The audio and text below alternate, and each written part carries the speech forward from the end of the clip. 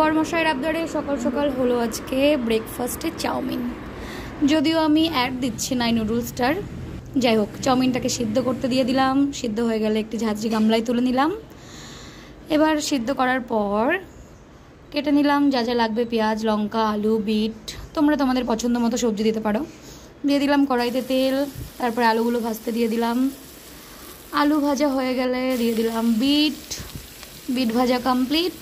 এবার কড়াইতে দিয়ে দেবো ডিম, 2টো ডিম দিয়ে ডিমগুলোকে ভালো করে ঝুরু ঝুরু করে ভেজে নিয়ে তুলে নিলাম। কড়াইতে দিয়ে দিলাম সাদা তেল, তার মধ্যে দিলাম পেঁয়াজ কুচি, তারপর দেবো কাঁচা লঙ্কা কুচি, তারপরে দিয়ে দিলাম সেই সিদ্ধ করে রাখা চাউমিন বা নুডলস, তারপরে দিয়ে দিলাম স্বাদ মতো লবণ।